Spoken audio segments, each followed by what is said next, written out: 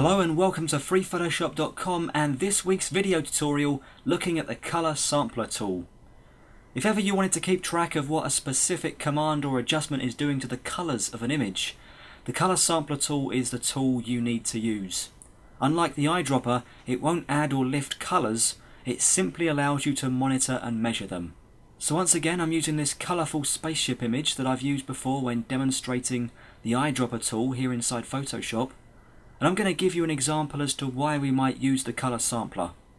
If you want to see a more practical use, then check out my video series on the Levels command. I think it's video number 16, which is entitled Finding Shadows, Midtones and Highlights. And in it I use the Color Sampler tool to measure the luminance levels of the shadows and highlights inside the photograph. What I want to do now in this video is just go over how you use the tool and why it can be useful. So first of all, I'm going to select it by coming over to the toolbox and clicking and holding the eyedropper icon to access the flyout menu here, and then selecting it. And I could go ahead and scroll through those four tools by hitting the letter I on the keyboard, and you'll know when you've arrived at the Color Sampler tool because it's a little eyedropper and it's got an even smaller target icon above it and generally a little plus sign underneath it. And all we need to do is click in the regions of the image we want to measure. So I'll click once in the sky to lay down a sample point.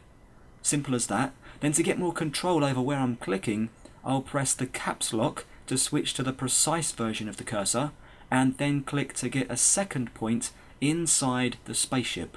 If I want to change the type of cursor permanently, by the way, I can come up to the edit menu and select preferences from the bottom here, and then select cursors like so, and then change it in the other cursors section. I'm not going to change anything, so I'll hit the cancel button to return to the image. Another thing we can do when sampling colours is to set the size of the sample area. If we only want to sample the one and only pixel we're clicking on, then we need to make sure that the sample size at the top in the options bar is set to point sample. On the other hand, if you want to sample an average of pixels from an area, then click one of these other options. So for instance, a 5x5 sample area will look at the 25 pixels around the sample point, working out the average colour of those 25 pixels and basing the measurement around that. I'm going to stick with point sample though, and I'm going to click to set a third point in the magenta area of the colour bar, and I'll set a fourth point in the shadows of the palm trees at the bottom of the photograph. So we've now set a total of 4 sample points, which coincidentally is the maximum number of sample points we can work with at a time. If we now want to move any of these sample points around, we can simply drag them to another location. And just to mention that these are non-printing marks on the photograph, so if we were to save or print this as is, we wouldn't see any of these sample points appearing on our reproduced version. And for that very reason, we can use the hide command to hide them out of view if we feel they're obstructing our view of the finer details of the image. And to do that, I can come up to the view menu, just at the top here, and then click on the extras button to hide them all from view. Then I can come back up to the view menu and select extras once again to get them all back again. A better way of doing that is to use the keyboard shortcut Control or Command H to hide them or bring them back.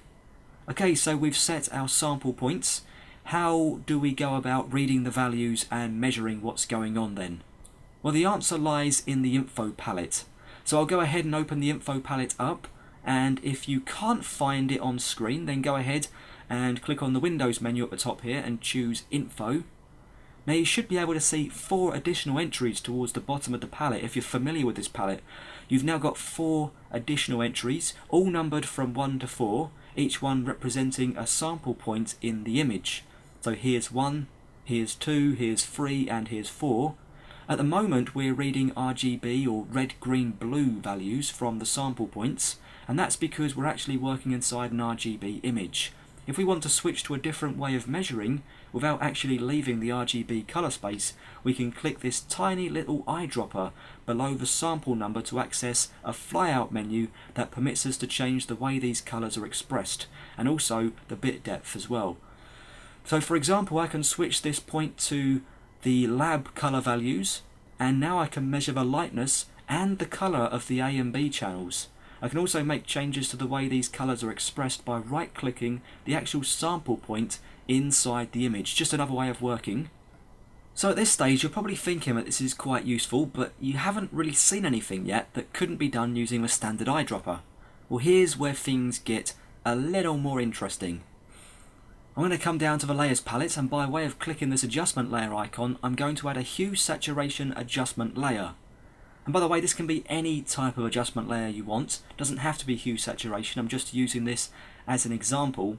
But you can now see in the info palette that we have two values for each expression of colour.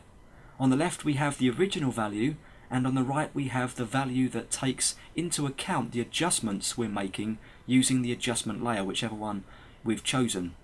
So we've got an ultra precise way of seeing what the modifications are doing to the pixels inside the image.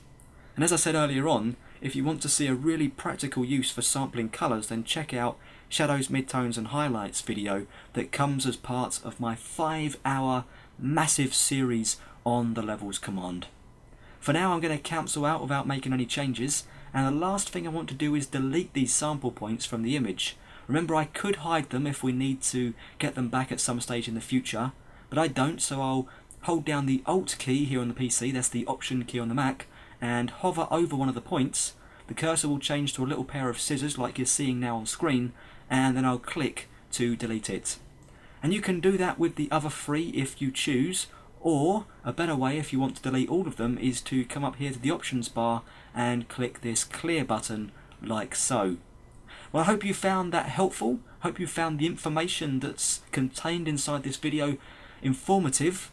Thanks very much for joining me as always here at freephotoshop.com, and I'll see you next time.